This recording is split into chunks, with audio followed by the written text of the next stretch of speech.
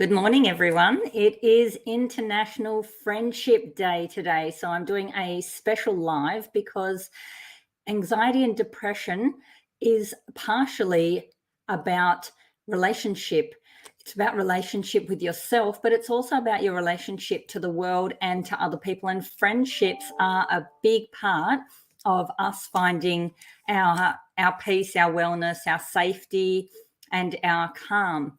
So happy International Friendships Day to all of you. And I just want to talk about, me personally in my life, I have always been somebody that has craved or wanted to have like like a best friend in my life. And then, you'd have other people in your life that are significant, and that kind of can also change depending on if you've got a partner and children and all your life commitments that come up. But basically, our friendships are our community. They're our support. They're our connection, our tribe. They're the mesh of our living society that we live in. And the world would be a very, very lonely and empty place if we were not able to feel that our heart was connected to other people. And so how I measure that for me is, I think, if I needed to speak to someone, is there somebody that I could ring? Are there people in the world where I am welcome in their home and in their life? And are there people where I am invited or included in their life story? So having people be a part of our life story and having us be a part of other people's life story.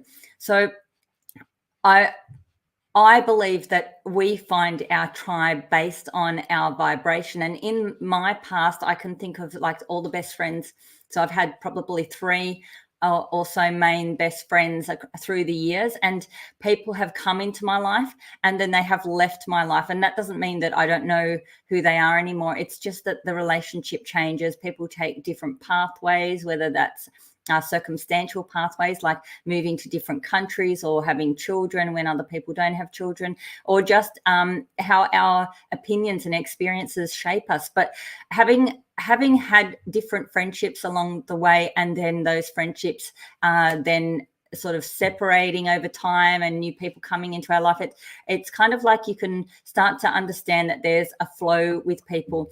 And I believe that we have a very strong vibrational effect on each other. Whoever we associate with, we also influence and they influence us. And I'm doing a lot of study at the moment about the electromagnetic field that we emit from our bodies and how that frequency is vastly different depending on our emotional state. And so therefore, if you have somebody who is quite has done a lot of their healing, has done a lot of past work on themselves, and is sort of seeking a higher frequency, then perhaps friendships that served them in the past that may have a different frequency might no longer resonate, especially if it was like trauma bonding. If you can imagine that when I go through something traumatic and somebody else goes through something traumatic, that the two of us might be vibrating at a similar frequency. If one of us heals, then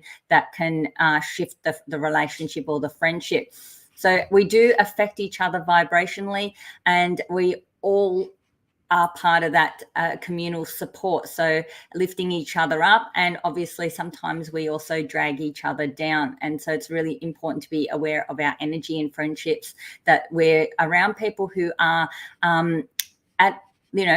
elevating us and pulling us up and are looking forward and not pulling us down and looking backwards, because there's nothing behind us that is going to help us in the future other than the learning. So what happens when our need for connection isn't met? Because we all have a need for connection. In fact, connection and belonging are one of the 6 core human needs, and people will actually do anything to meet those needs. And this is kind of where the driving force of addiction often comes. And if you think about young people joining gangs, or in our peer circle as teenagers, this is particularly important, that belonging and that connection. And it can cause us to shift our identity in order to fit in or to belong. and take on certain behaviors, etc., in order to belong, because we really will do almost anything to have that connection with other human beings. And with social media, we've now got a different way to feel that connection, but at the same time, we're often feeling isolated, or our connection needs may not be there when we need them, or because social media is such a up and down, fickle kind of thing, and you need to continuously be working on getting the feedback from, if you're getting your needs met through social media. So when our need for connection isn't met, that can cause us to feel depressed, because we're not having that need to be significant in anyone's life, to be connected, to have interest and conversation. You need conversation. We are all communicating beings, and that's part of who we are. So when we go into, and because I'm an anxiety and depression specialist, I'm going to connect this back to anxiety and depression a little bit. So when we have or are experiencing anxiety and depression, there's an urge often to withdraw, especially if you're introverted naturally, is to just retreat back into yourself and block everybody out. Now, from my experience, that urge to do that is a protection thing, obviously, because we don't feel capable of dealing with anything, and the overwhelm is so great that it's just like, I just need space and to be alone.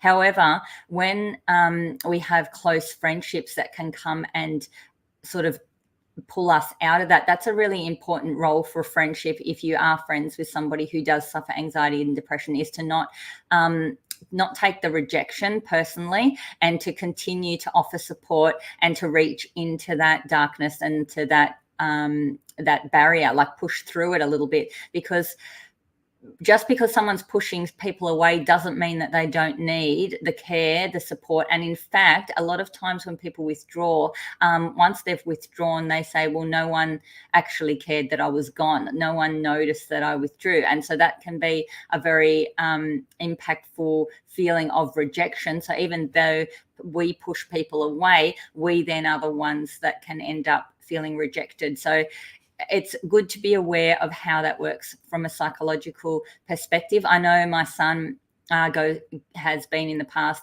through really dark places, and he has said that he just reaches a point where he might have people over and he will just have this thing, I want everyone to leave and go. And he says that as soon as they're all gone and he's sitting there alone, the overwhelm goes away, and then he's like, I feel really lonely. I wish there was people here. So it's kind of like that push-pull. But friendship is very, very important in anxiety and depression, and it's really, really important to find support in that space, because it can be the defining factor of whether or not you are able to pull through certain dark times. So relationships are not all the same. We have people that we know that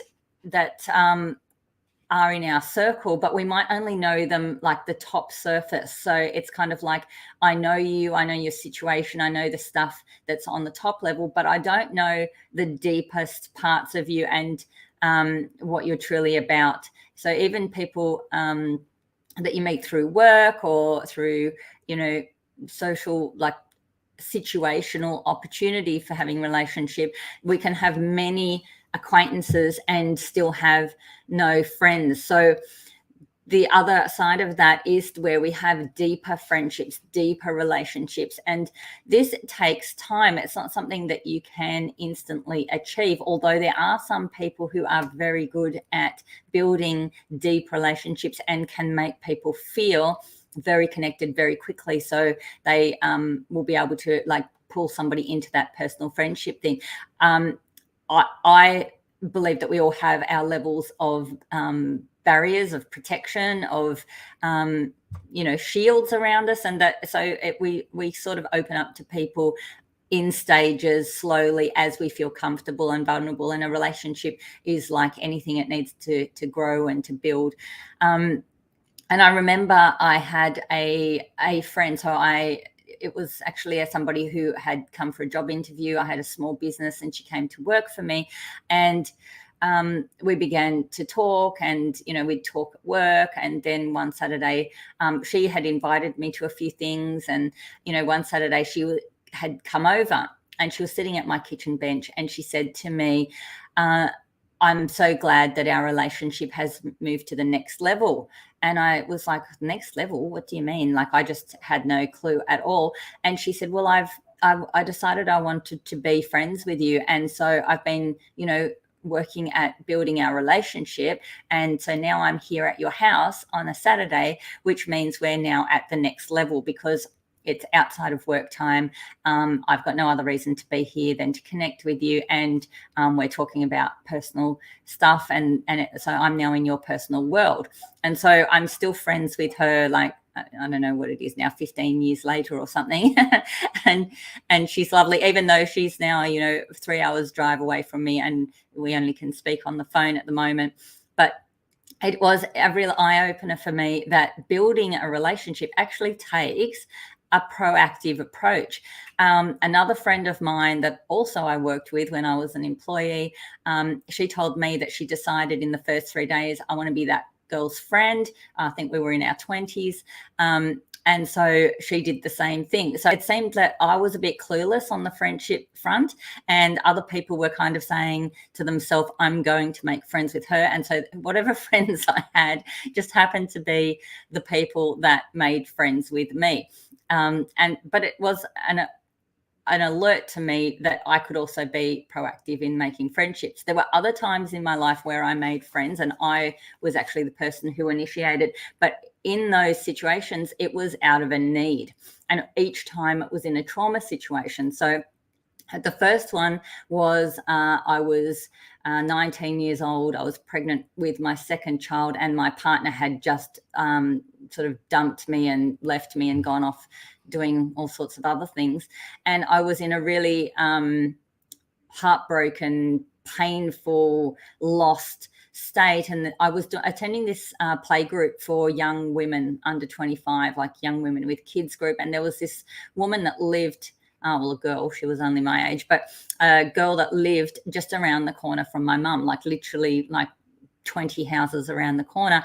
And so I was actually staying with my mum, and I went and knocked on her door. But the reason I knocked on her door was because I felt so desperately lost that I just needed to connect with someone. Now, we were like chalk and cheese, completely opposite people, but we actually made a really strong friendship, and we were friends for several years based on the fact, and she always used to say to me, I still remember that day you knocked on my door, and I thought, what the hell is she doing here? So that was quite funny. The second time was exactly the same situation. I was going through a really awful relationship breakdown, and my daughter, who was in year 6, was going bowling with this other lady, and she had told me that this lady, she was going bowling with this lady's daughter, and so they would pick her up and take her bowling and bring her back. And she said, told me a little bit about this lady and said, she's divorced. This is her second marriage, da, da, da. And because of what I was going through, I thought, I'm going to go knock on this lady's door and see if she can help me. She's been through this before.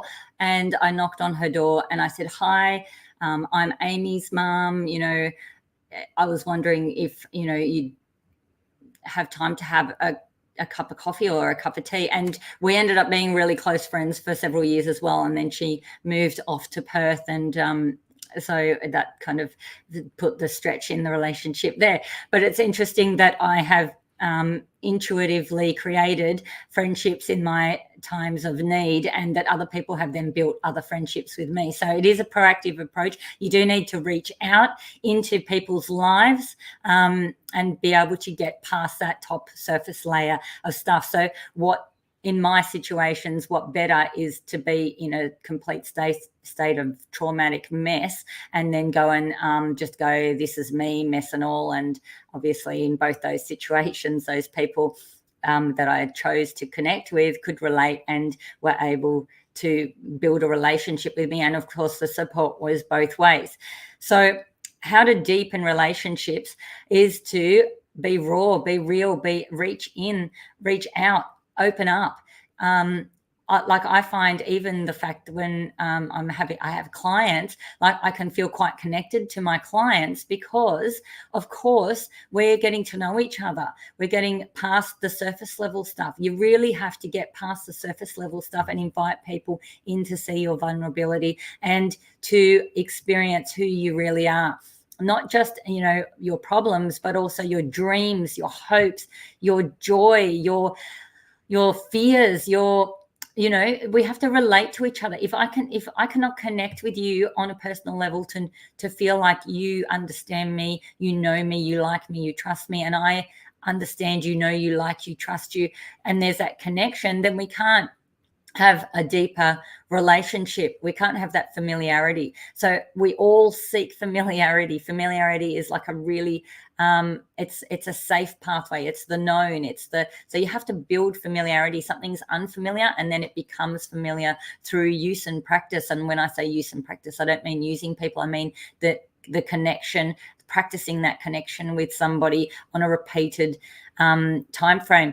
So because our friends are the family that we choose, it's good to be able to choose family. Now, we've got a very close friend. He was our neighbour in our last house. He is 85 years old. So circumstantially, we don't have anything in common much when you think about it. So there's number one, we're not the same age. We've got a little medium sized and small child, and we're working and he's retired. So your friends don't have to be in the same boat as you. You just have to be able to connect with them. And because we reached into his world, he reached into our world, and we are now very, very close, we consider him to be part of our family, and he is at our house at least every week, and we are continuously involved. We're actually going to Vietnam with him, next year. So there's a lot of togetherness in that, and community in that, and support in that. And part of that comes from being able to be there for people and to help them when they have that need, like how when I needed someone, it's people who were there for me. They then have intrinsic value to me because that person was somebody that I could trust and who showed me love and care during that time. So those are all parts of friendship. Now, in order to get new friends, and this can be important if you move to a different area, or it's kind of easier to make friends if they get stuck near you every day. Like when you go to work and you walk in the door and you've got a reason to be near these people, and then you can slowly peel back the layers. Or if you're a school mum and you've got kids that are the same age, and you can go and connect there, or you're doing a course or a group or something.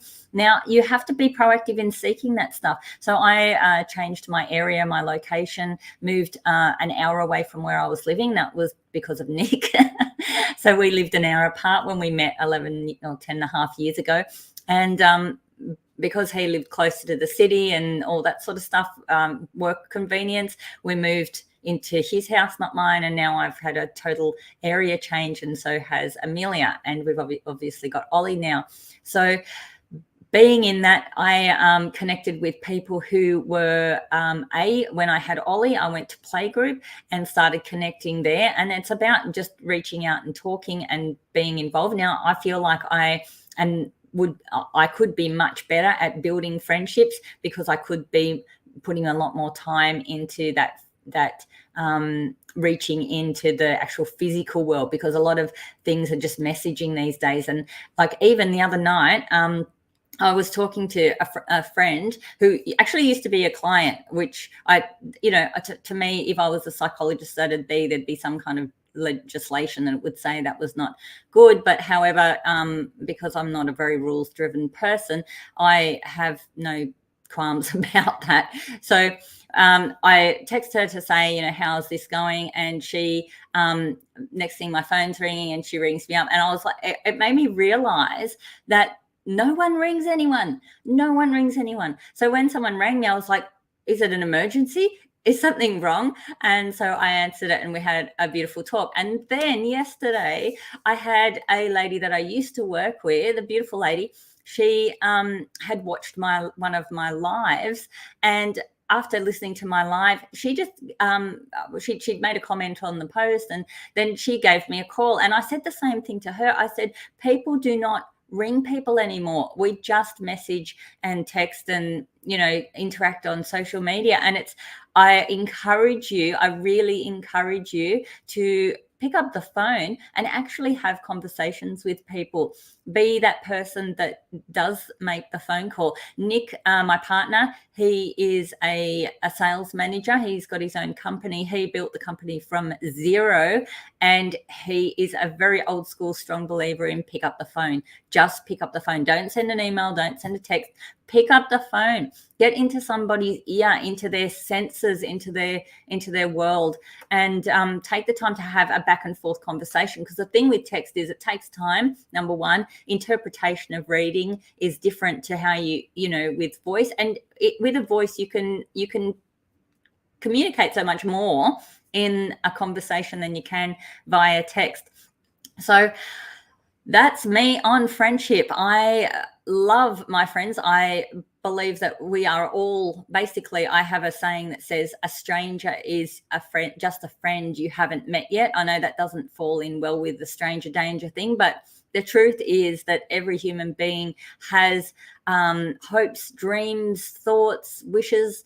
Like, we're all, when you boil it all down and strip out all those low vibrations that some of us have, and me included, the anger, the shame, the guilt, the despair, the inadequacy, like all that low kind of stuff, if you strip all that away, we are all just perfectly perfect, and we all have the same, we're all made of the same stuff. So get out there and not just find a friend, be a friend. And if you haven't contacted your friends today to let them know how special they are to you for International Friendship Day, you can do that now. Have a beautiful weekend. And the weather here in Sydney is amazing. So Nick's out at Bunnings he's manning the barbecue stand for the sausage sizzle, and I'm about to get dressed. I'm still in my pajamas, and go down and buy a sausage sizzle, which does not